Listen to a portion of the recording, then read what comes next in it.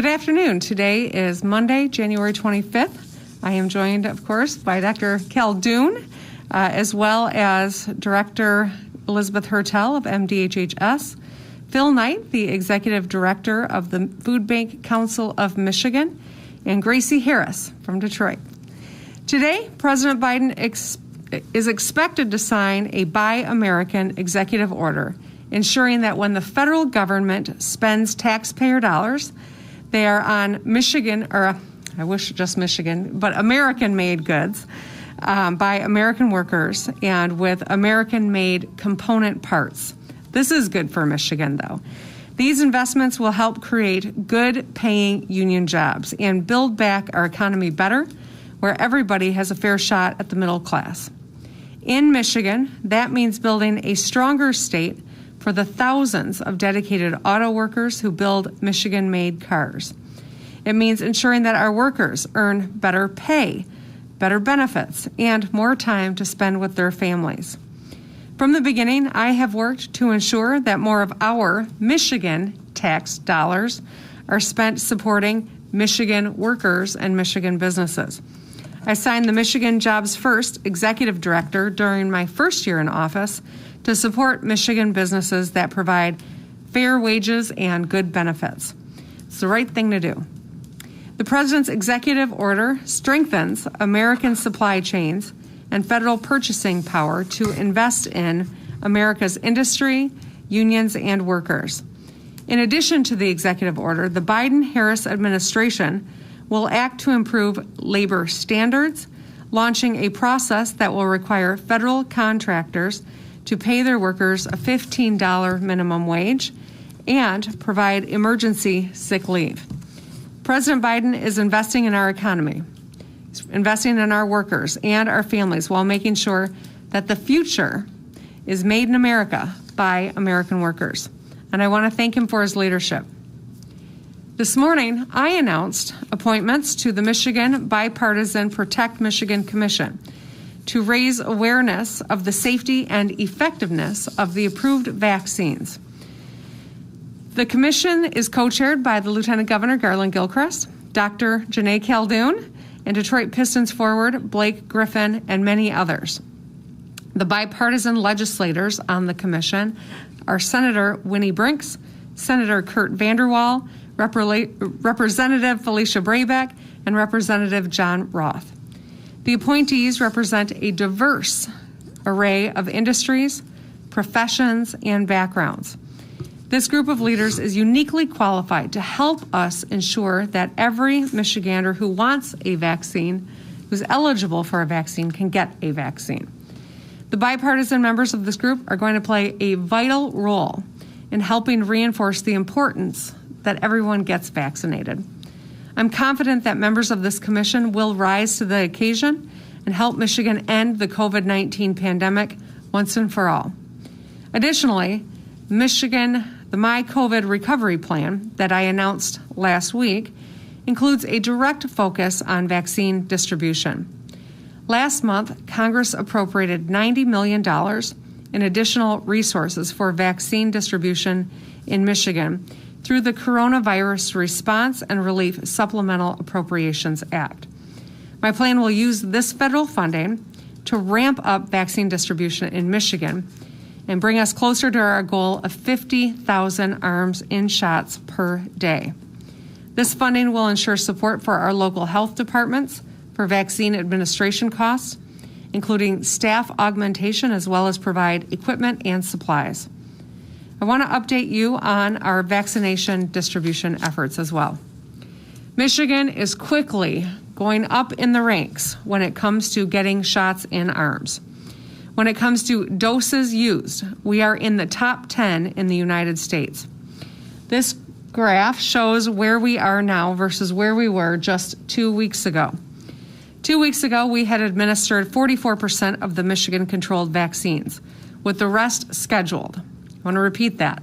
Administered and scheduled, every vaccine. 2 weeks ago, that was our number. Now the number is up to 67%. This is good news, and I am proud, as we all should be, of the progress that we've made. I know that people are anxious and ready to get the vaccine, And frankly, that is a good thing. The fact of the matter is we don't yet have the kind of supply that we need. Yet. We do have a plan for 50,000 shots in arms per day once we have the vaccines that we need. Every eligible Michigander who wants a vaccine will get the vaccine. This process, though, is like a locomotive. It is cumbersome and bumpy and slow at the beginning, but we will be picking up steam and things will be going faster. I just ask for patience as our frontline workers are working 24/7 to get the shots that we do have in arms, and for the Biden administration to ramp up so that we can get more shots into Michigan. My plan also supports more families through food assistance.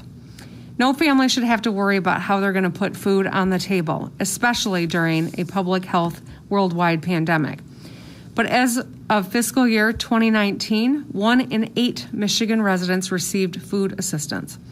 COVID-19 has negatively affected food security for so many Michiganders. People have lost jobs.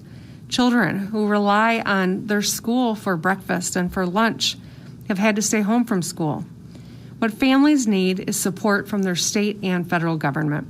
I want to thank Senator Stabenow for her leadership and tireless efforts to expand access to food assistance, which has brought relief to so many Michiganders in need throughout this pandemic. We have taken many actions during the last 10 months to make sure Michiganders have access to healthy food. I want to highlight a few of them. When the pandemic struck, we acted swiftly to ensure children who relied on free or reduced lunches would still have access to food while they stayed home from school to be safe. You might not know it, but Michigan was the first state to begin pandemic EBT payments last spring. Nearly 900,000 Michigan kids received food assistance through a partnership between MDHHS and the Michigan Department of Education. And thanks to President Biden's recent executive order, pandemic EBT benefits and recipients will see their benefits increase by 15% once the USDA approves our plan. Michigan was also one of the first states to get approval of an increase in monthly food assistance benefits to households who are not already receiving the maximum monthly payment. This helped 350,000 Michigan families who have to worry just a little bit less about affording food during this pandemic. We've done a lot of work in this space, and there still is more to do. For our college students losing their jobs due to the pandemic, it was created a system where some could also lose their food assistance because they were no longer meeting federal work requirements as students. So they would have to choose between college and food. Literally, that was the choice some were making. MDHHS and the Michigan Department of Labor and Economic Opportunity made changes that allow students in college, career, and tech ed programs to keep their food assistance and stay in school. Close to 90,000 students qualified. Last spring, as we encouraged people to stay home, to stay safe, for the first time we gave food assistance recipients the chance to redeem their benefits with online food purchases from Amazon and Walmart. Aldi later joined. Our aging residents are particularly vulnerable to COVID-19, so it's crucial that we give them the opportunity to have food delivered rather than going out in the midst of the pandemic. MDHHS's Aging and Adult Services Agency has taken numerous actions along these lines, working with local area agencies on aging. That includes providing home-delivered meals to older adults while congregate dining sites were closed during the pandemic. More than 46,000 aging adults received more than 6.4 million home-delivered meals from March to September of last year, an increase of more than 8% in meals. And finally, in August, I formed the Food Security Council within MDHHS to develop recommendations for addressing food insecurity during this pandemic. And they've made recommendations that are already being acted upon. So there is light at the end of this tunnel. However, we are still in the tunnel. Thousands of families still need support, and every one of us needs to continue taking this seriously and doing our part. That's why it's crucial that the legislature join forces with me to pass the My COVID Recovery Plan. My plan will ramp up vaccine distribution, support small businesses, and get our students and educators back on track. I can't do it alone. I need the legislature to work with me. We've come together to pass a relief package before, and we can do it again. I look forward to working with my partners on both sides of the aisle to get it done. Now I'll introduce Dr. J. Thank you, Governor. Good afternoon, everyone. So here's where we are with our COVID-19 metrics. Case rates are now at 203 cases per million, and that's down 72% since our November peak that we saw. Our percent of tests that are positive is also coming down and is now at 6.2%, so that's a good sign. And the percent of inpatient beds that are occupied by patients with COVID-19 is also trending down and is now at 9.2%. I also want to share information about the new variant of COVID-19. We've identified this new variant called B117 that was found in Michigan. There are now at least 13 variant cases that are confirmed in Washtenaw County, and now we know of at least 4 in Wayne County. There are likely more cases that we have not yet identified, and there is possibly spread of the variant that is happening right now. This variant is more easily spread from person to person, and that means that for any given case, it will likely infect more people and lead to more spread. And this means possibly more cases overall, more hospitalizations and deaths. The good news is, though, this variant does not yet appear to cause more severe disease. Our current tests can identify it, and our current vaccines appear to work against it. But this new, more easily transmitted virus is still very concerning. We do not want to have to go backwards to slow the great progress we've already made. We want to continue to reopen our economy and get back to a sense of normalcy. This means that we all have to think a bit differently and more aggressively about preventing the spread.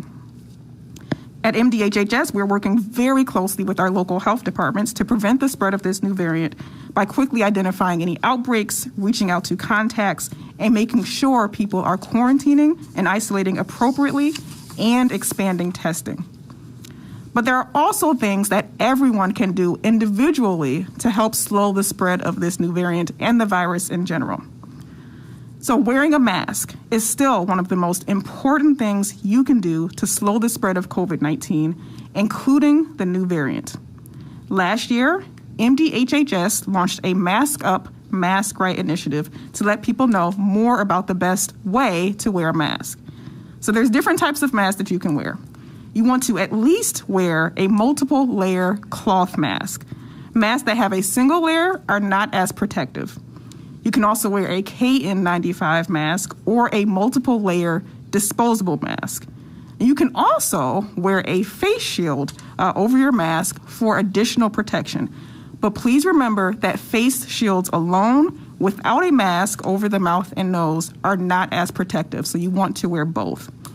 Your mask should be worn over your mouth and your nose every time you will be around someone who is outside of your household. A mask is not effective if it's only over your mouth or if it's around your chin.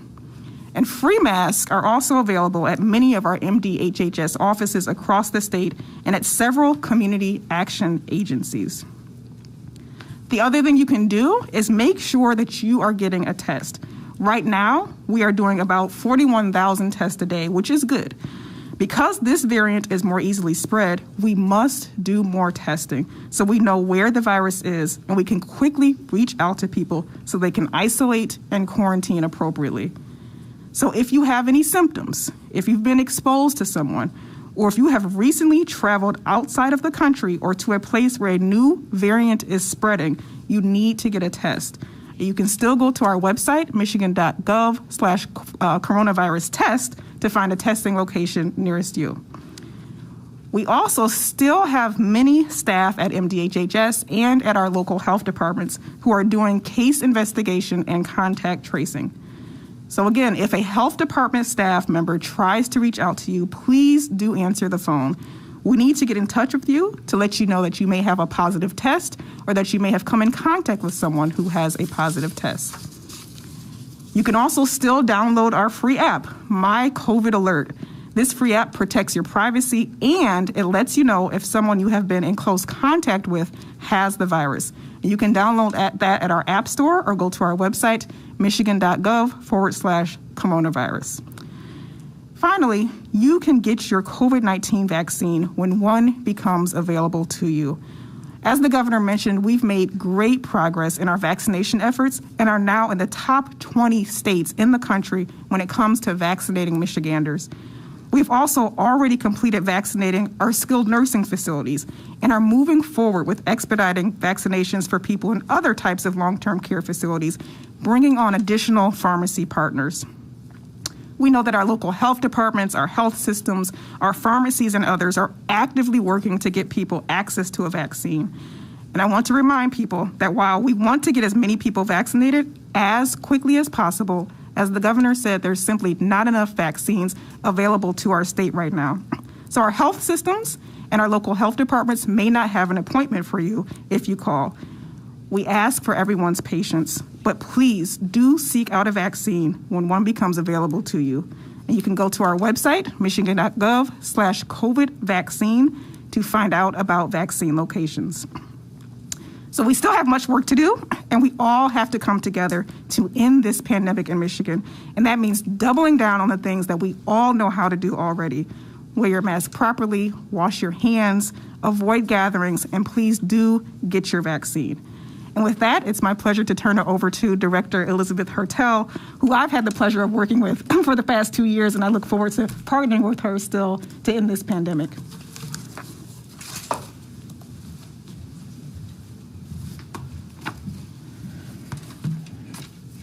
I am honored to be here for the first time as the Director of the Michigan Department of Health and Human Services. And I would like to thank Governor Whitmer for trusting me to lead this department that I feel so privileged to be a part of. I have been proud to work alongside our state's Health and Human Services team, serving Michiganders for many years. And I am grateful for the opportunity to lead our future efforts in partnership with my great colleague, Dr. Jonay Caldoun, our employees, as well as the rest of state government, business and community leaders, and local health partners.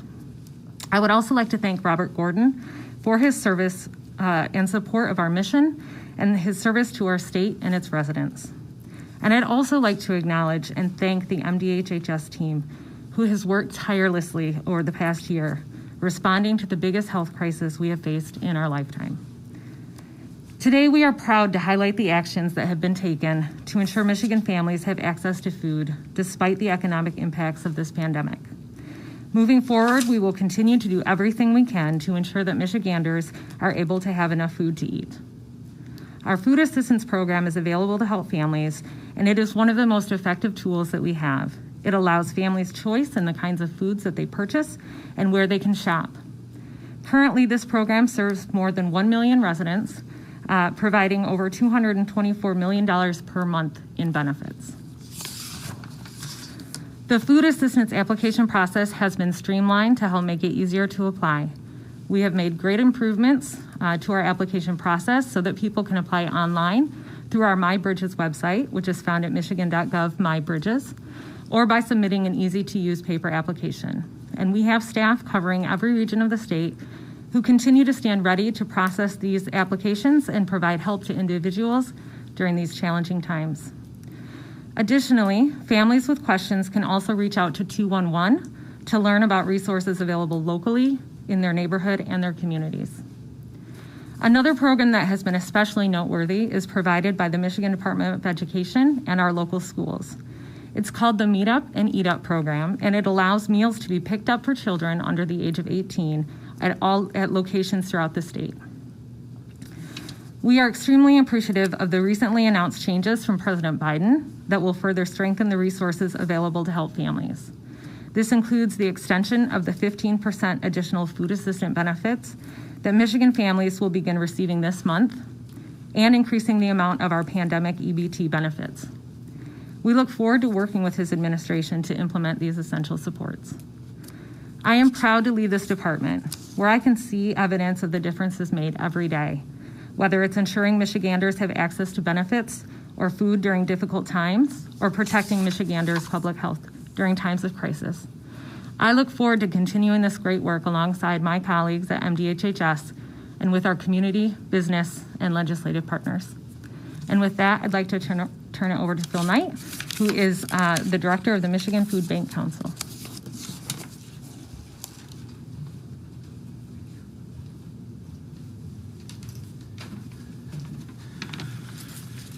Good afternoon. It's a joy to be here with you. The toxic stress of being food insecure does not confine itself to the beginning and the end of a pandemic, but it does make living inside the worst public health crisis in a century far more difficult. Because in a pandemic, or whether you're in or you're not, if you're hungry, you only have one problem. The stress of being food insecure robs you of the ability to perform, to cope, and to plan. COVID-19 just makes this harder. Governor Whitmer commissioned the Food Security Council to help her understand the impact of COVID-19 on our hungry neighbors. The FSC has learned during these months the pandemic that collaboration across sectors is how we can finally take hunger off the table.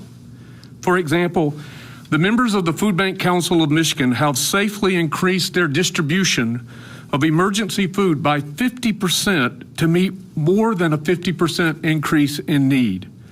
This would not have been possible without the Michigan National Guard working right alongside of us.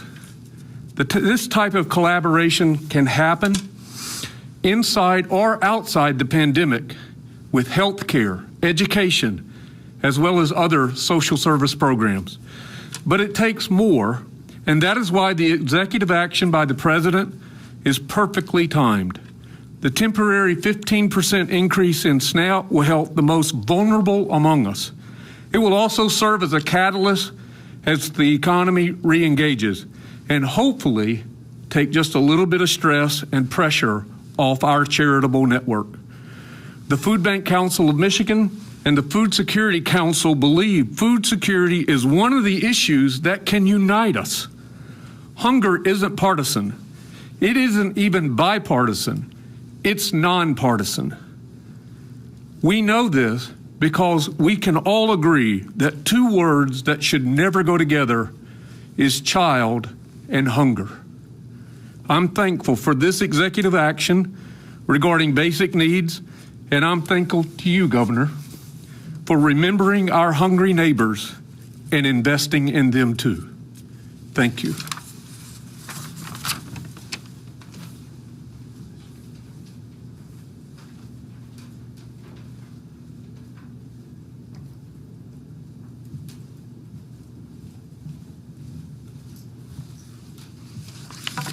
Hello, my name is Gracie Harris. I'm so grateful for the extra food benefits that I received during this pandemic. I am a senior on fixed income, and I was concerned how I was going to keep food on my table. Not having access to a food bank, this has allowed me to make it through the month. Our governor is meeting the needs of the seniors like myself and who are struggling to make ends meet. Thank you, Governor. Thank you.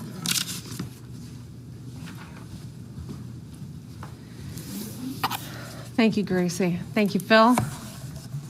All right, with that, happy to open up for a few questions. Okay, great. The first question will come from Kathy Gray. Good afternoon, Governor. On Friday, Director Gordon resigned pretty abruptly. I'm wondering if you can provide any more specifics and if you asked for his resignation. Kathy, I want to start by just saying, I want to thank Robert Gordon, and Director Hertel did as well, to lead this department in unimaginable circumstances. It has been grueling, and on behalf of all the people of Michigan, I want to thank him for his service to our state. You know, he worked hard to protect our public health, and the food assistance that we talked about here today was one of Robert's ideas. This is a moment where we now are fortunate that there is another incredibly qualified person at the department who is able to step into this leadership role. And I welcome Elizabeth Hertel as our new director. We have much work to do. Much lies ahead of us, but because of the hard work of Robert Gordon these past 2 years and where Elizabeth is ready to take us, I am confident that we will continue to be a leader in this space. Okay, we'll go to Jacob Whitmer. Hey, Governor. Following up on that, can you describe the relationship you had with Robert Gordon? And then number two, I was wondering if there's any way you can set a date certain for contact sports to resume. Thank you. For you. I don't think I have anything to add with regard to my comments about the former director. I've shared with you that I wish him well. I'm grateful for his leadership, and we've got a wonderful new director at the department. So we're going to continue to forge ahead here. With regard to contact sports, we're watching the numbers very closely. I think it's important to point out that, as Dr. Khaldun talked about the variant and the seriousness and the high contagious, aspect to this variant, that it's important that we keep watching the numbers. I mean, I understand the concern that parents and athletes have and their desire to reengage, but I'll also point to some events that just happened in the last couple of days with seeing this variant growing in and around Washtenaw County and around the University of Michigan campus. I want to commend the University of Michigan for taking the actions that they did. We think that those are the right steps to keep people safe, and our job is to try to curtail the spread of this new variant in Michigan. And we got to not let our guard down. We've reengaged restaurants to a certain extent.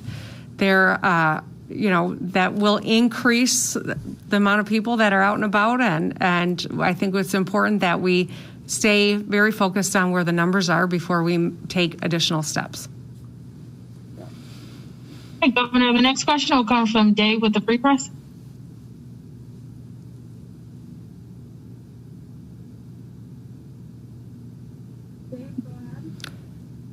Dave, if you're speaking, I can't hear you. You're on mute, maybe.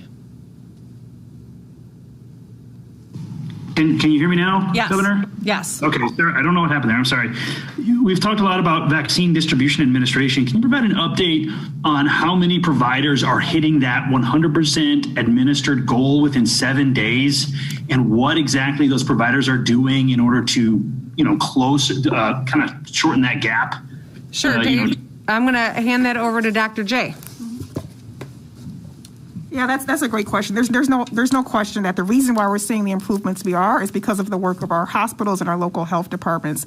I think it's just really a matter of logistics, and people are scheduling appropriately. We're getting more vaccines in arms. They're figuring out how to do this most massive vaccination effort ever. I don't have the exact numbers on the top of my head of how many providers are meeting that metric, but there's no question that many of them are. And again, every dose that we have access to is either in an arm or it's scheduled to be in an arm, and they're all driving towards that 90% within 7 days goal. A few more questions. We'll go to Rick Alvin at this time. Thank you, Governor, for taking this question. And I apologize because you said you had nothing more to say about it, but I think some of us are still wondering the answer to Kathy's question.